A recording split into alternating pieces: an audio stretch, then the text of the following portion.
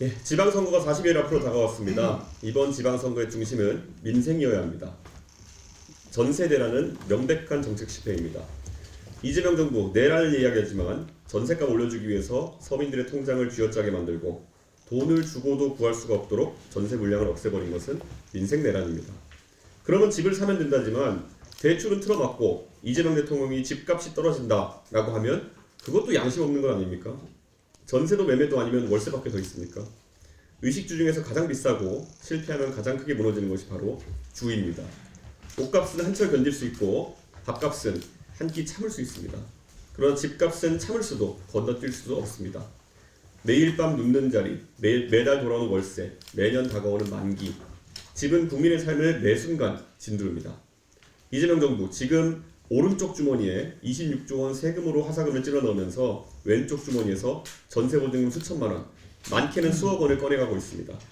한 손으로 선심 쓰고 다른 손으로 등골을 빼고 있습니다. 문재인 정부 때 경험해본 악순환 아닙니까? 숫자는 이미 비명을 지르고 있습니다. 서울 아파트 전세가는 61주 연속 올랐습니다. 1년이 52주입니다. 이 정부 들어 전세값이 쉬는 날은 단 한 번도 없었습니다. 평균 전세가는 6억 원을 넘어섰고 서울을 떠나 경기도로 이주한 서민들의 뒷목까지 이 불길은 이미 따라붙었습니다. 집값의 불이 수도권을 집어삼키고 있는데 정부는 불을 끈다면서 기름통을 들고 서 있습니다. 지금의 전세대란은 하늘에서 떨어진 자연재해가 아닙니다. 이재명 정부 출범 10달, 이 정부가 한 땀 한 땀 독선으로 만들어낸 인재입니다. 대출 문을 닫았습니다. 세금으로 다주택자를 내쫓았습니다. 보증에 숨통을 조였습니다. 공급은 절벽입니다.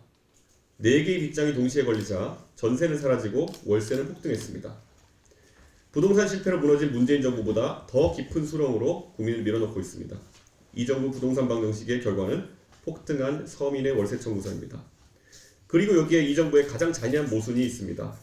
정부는 26조 원 추경으로 돈을 풀어 소비를 살리겠다고 합니다. 아이 학원비에 쓰라고, 외식 한 번 더 하라고, 여행 한 번 더 다녀오라고 국민의 주머니에 돈을 찔러넣습니다. 그러나 그 돈은 국민의 지갑에 닿기도 전에 폭등한 전세값과 월세값이 먼저 삼킵니다. 집주인 통장으로 직행합니다. 추경으로 부은 물이 정부 자신이 뚫어놓은 구멍으로 그대로 새고 있습니다. 결국 추경은 서민을 돕는 돈이 아니라 주거비 폭등을 버티게 하는 진통제가 됐습니다. 정부가 국민의 입에 달콤한 사탕을 하나를 물려주고 그 사탕을 빨고 있는 동안 지갑에서 전세값을 꺼내가는 것과 다르지 않습니다. 사탕이 단 만큼 뒤에 남는 것은 더 쓴 현실입니다. 이것은 단순한 정책 실패가 아닙니다. 전세의 나라에서 월세의 나라로 수십 년 쌓아온 주거 사다리를 단 10달 만에 무너뜨리는 그 비싼 전환의 비용을 온전히 서민이 치르고 있습니다. 대통령은 다주택자와의 전쟁을 하셨습니다. 그러나 전사한 것은 세입자였습니다. 서민이 정부가 쏜 유탄에 맞아 쓰러지고 있습니다. 25만원 지원금은 국민의 기억에 한두 달 남을 겁니다. 그러나 오른 전세값은 국민의 등에 최소 2년간 얹혀 있습니다.